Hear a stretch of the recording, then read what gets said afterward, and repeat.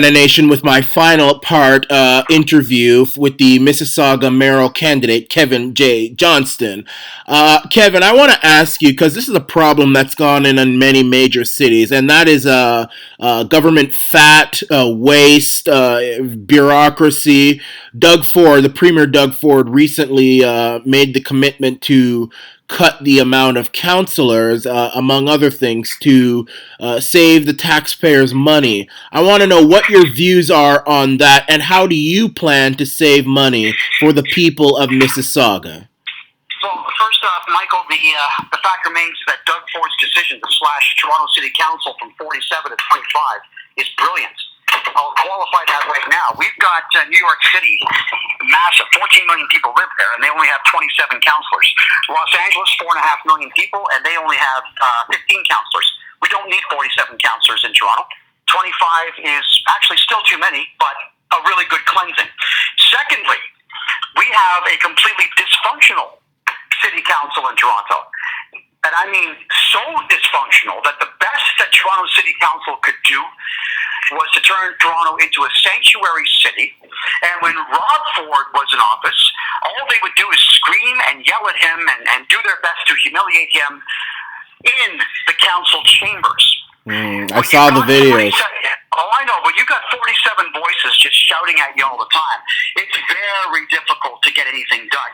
Toronto City Council have proven to all of us that they, at the number 47, cannot achieve anything of value. People will always work better under pressure. So now, with 25 counselors are actually going to have to go to work at work.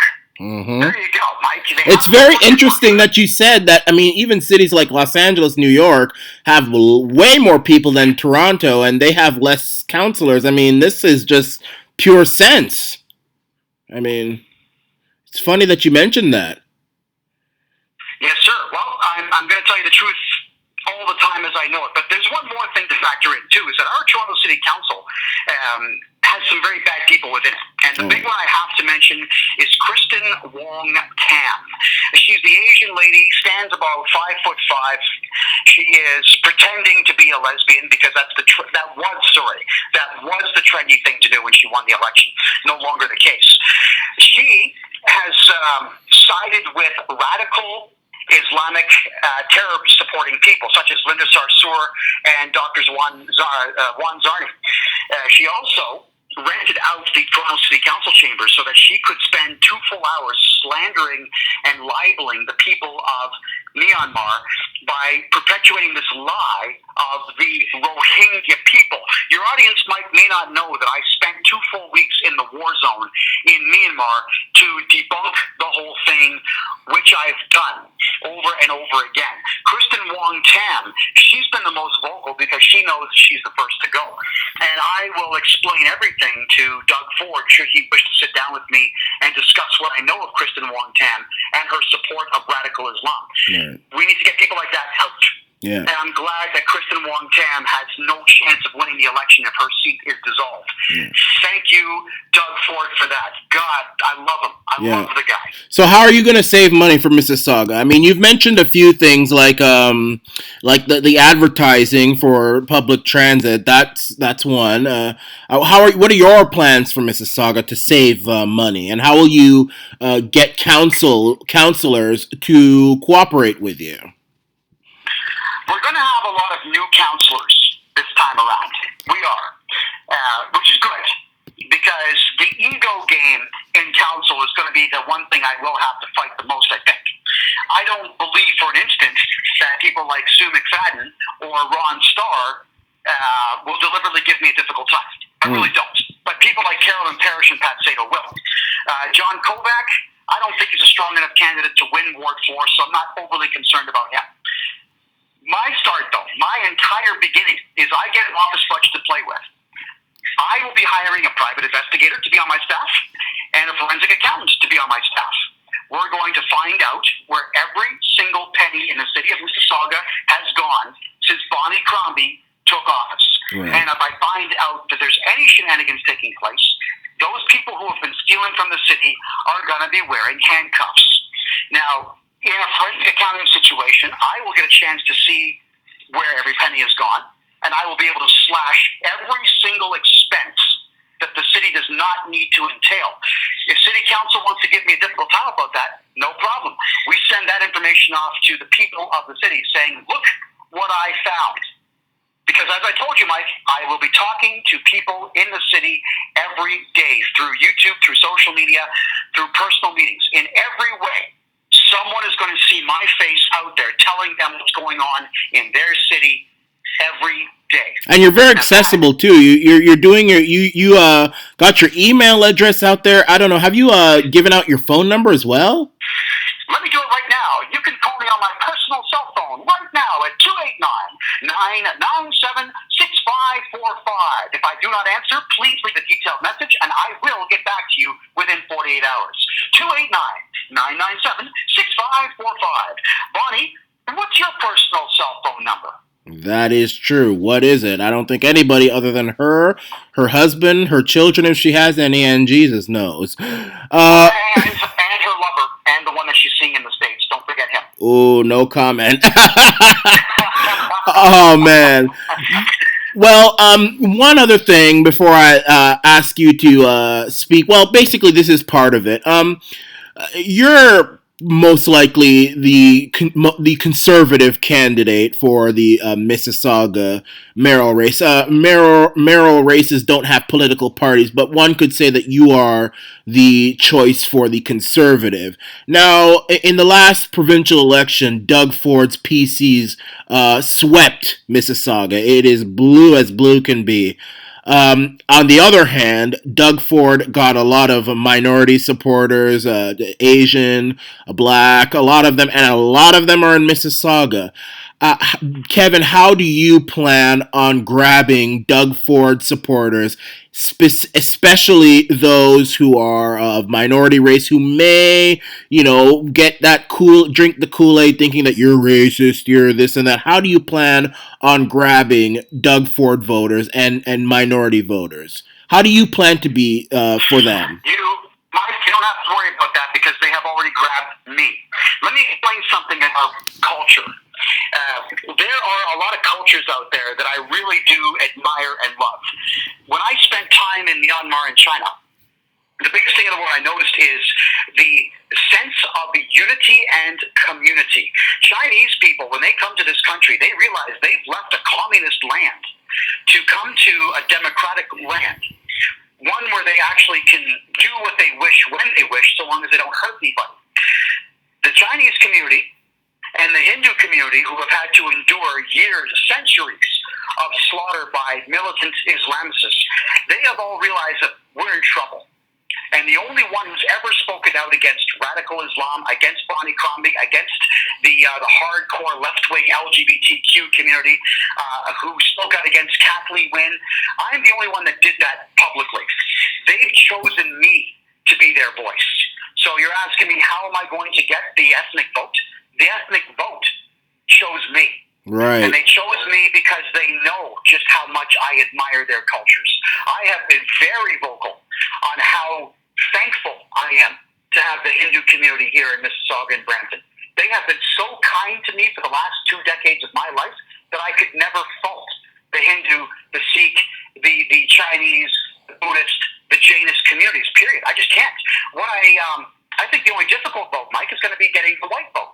Because white folks, regrettably, they tend to be apathetic. Right. And this is the year where they don't have the luxury of being apathetic anymore. You have to pay attention to what I'm saying.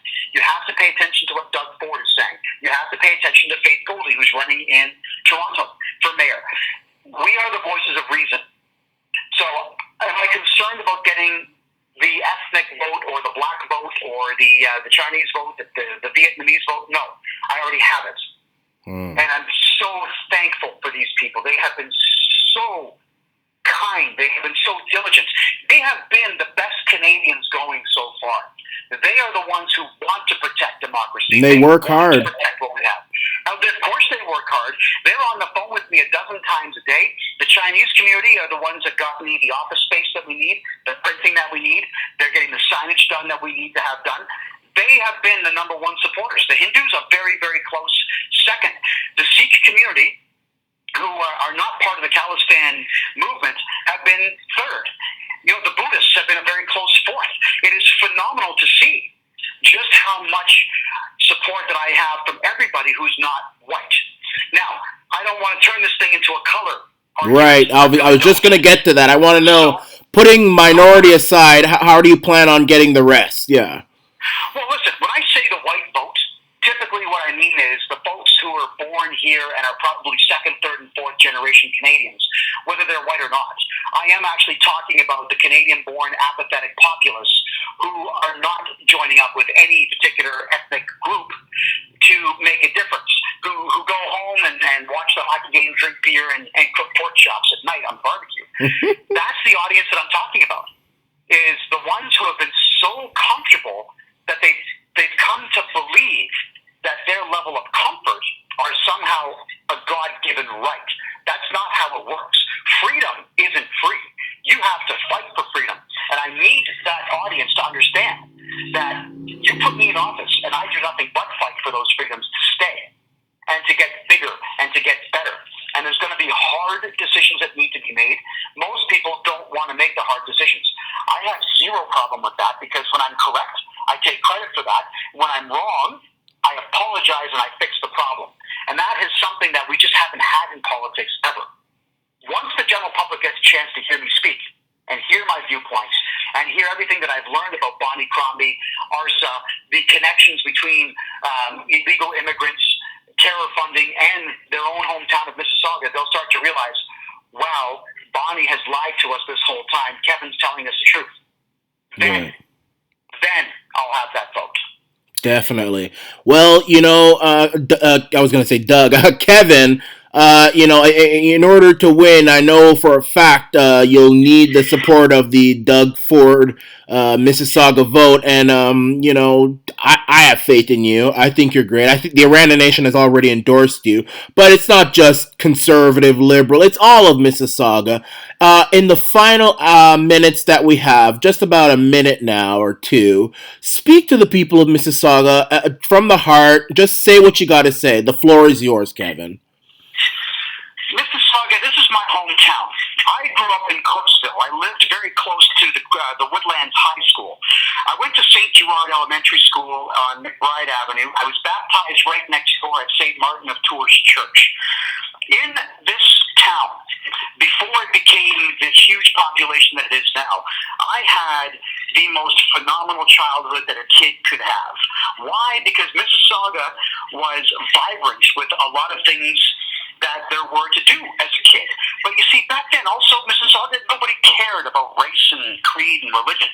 Everyone just hung out and did their own thing, and we had a great time doing it. The 70s and 80s were absolutely a wonderful time.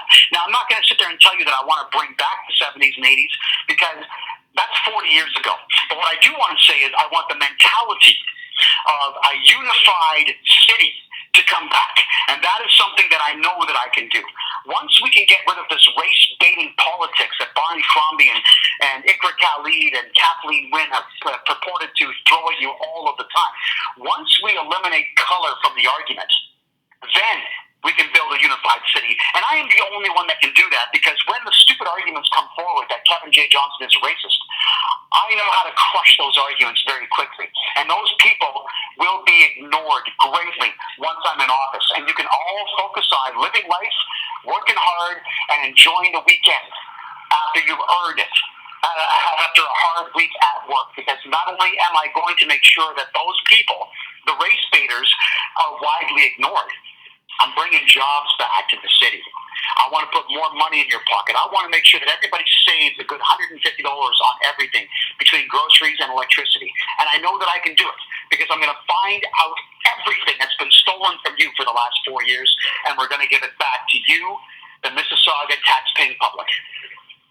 Kevin J. Johnston, it's a pleasure. Thank you very much. Michael Arana, I love you, man. It's so great to be on your show, and I can't wait for our next evening of chicken wings. Have yourself a great day. Thank you very much.